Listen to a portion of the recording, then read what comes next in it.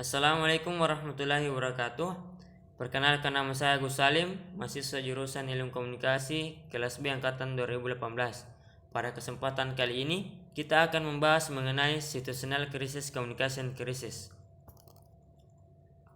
Publik adalah prioritas, reputasi menyusul. Teori apologia menjadi dasar pengembangan teori lain tentang bagaimana menghandle krisis. Sebagai teori situational, krisis communication dan teori image restoration, bahkan Combs menyebut bahwa teori apologia berperan penting bagi pengembangan penelitian komunikasi krisis.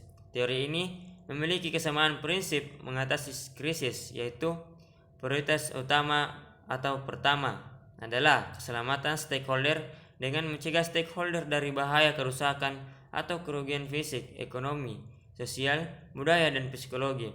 Jika prioritas tersebut tercapai, maka upaya merespon krisis bisa beralih untuk mengatasi berbagai isu yang berpotensi merusak reputasi aset bernilai dari perusahaan.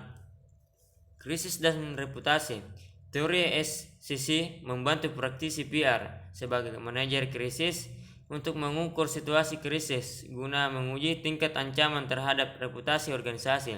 Pengertian reputasi menjadi pembahasan utama dalam teori ini karena semua strategi komunikasi berdasarkan teori SCC mengarah pada upaya untuk menyelamatkan reputasi organisasi atau perusahaan akibat dampak krisis reputasi yang dapat diartikan sebagai penilaian publik terhadap reputasi organisasi atau perusahaan. Kualitas organisasi dalam memenuhi harapan publik. Reputasi adalah aset yang berharga dan tidak berwujud atau tidak terlihat secara fisik. Variabel-variabel teori SCC dan cluster krisis.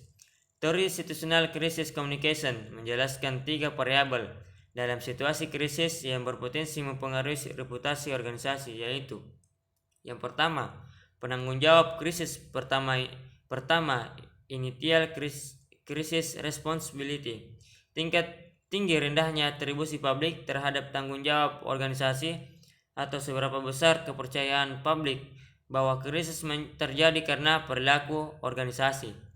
Yang kedua, sejarah krisis. Maksudnya, apakah suatu organisasi mempunyai pengalaman mengalami situasi krisis yang sama di masa lalu atau tidak. Yang ketiga, reputasi sebelumnya. Persepsi publik tentang bagaimana perlakuan organisasi terhadap korban pada situasi sebelumnya. Misalnya, apakah organisasi memberikan perhatian yang besar kepada publik atau tidak. Menurut teori SCC, jika organisasi tidak memperlakukan publik dengan baik pada beberapa situasi sebelumnya, dapat dipastikan organisasi-organisasi tersebut mempunyai reputasi yang buruk. Atribusi publik tentang siapa yang bertanggung jawab terhadap krisis pada ada dasarnya dapat dikelompokkan menjadi 3 kelompok krisis tersebut juga sebagai cluster krisis, yaitu: victim cluster. Organisasi dikategorikan dalam kelompok ini apabila publik meyakini bahwa organisasi bukanlah penyebab krisis. Dengan kata lain, organisasi dipercaya sebagai korban dari krisis. Accidental cluster muncul ketika publik meyakini bahwa peristiwa yang terjadi bukanlah kesengajaan yang dilakukan organisasi. Dengan kata lain, organisasi tidak mempunyai maksud sengaja yang menyebabkan krisis.